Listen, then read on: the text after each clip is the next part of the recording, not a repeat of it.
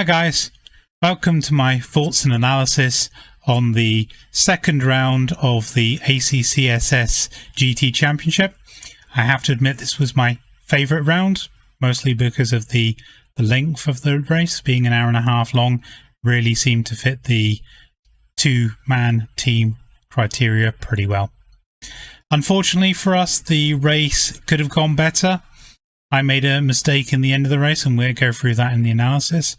And it did cost us a position. Unfortunately, it cost someone else a position, and we got a penalty to boot. So all in all, pretty bad from the end of the race, but overall the race went pretty well. It was another podium for us, so we can't complain too much. The first half of the race, I haven't bothered with footage on this side of things, was pretty mundane, if I'm honest. The action was pretty thin, and you can see that not only from the rap sheet in the penalties corner, but also from the replay. So I've not really worried too much about showing that. But after the pit stops, things started to liven up a little bit.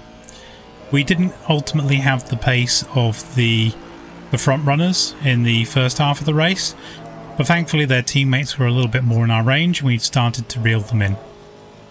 Things started to get tasty in the last half dozen or so laps, and we were able to put some pressure on the first and second place runners.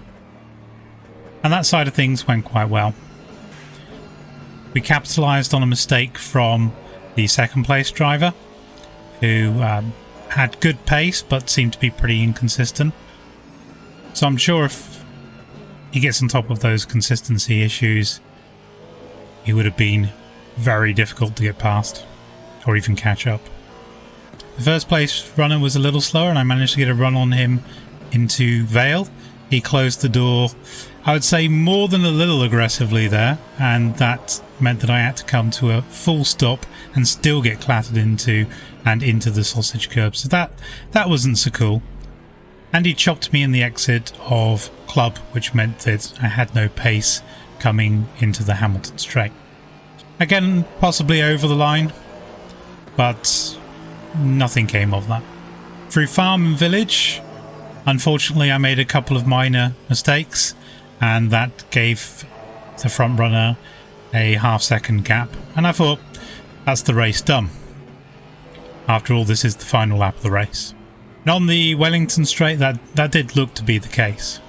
But for some reason, the driver decided to defend into Brooklands.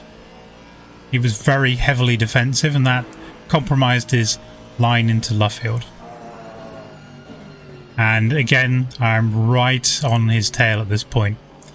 I don't know why, but he then let off the throttle on the exit of Luffield, so he got on the throttle and back off the throttle, and that caught me out a little bit. I was so close behind. I did lift, but I didn't lift fast enough, and then realising the difference in speed, I should have put the brakes on. I didn't, expecting him to get hard on the throttle. He didn't get on the throttle again, and then we made contact. It wasn't heavy contact, but it was enough to spin him round.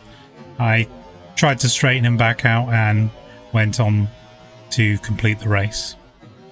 So all in all, not great from either of us there on the final lap, but I definitely deserved the penalty that was handed my way.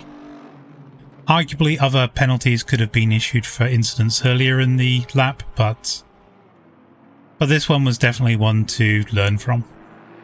So if we look at the onboard footage with driver inputs for both drivers simultaneously on those final two corners, you can see what I'm saying about the various positions we were in.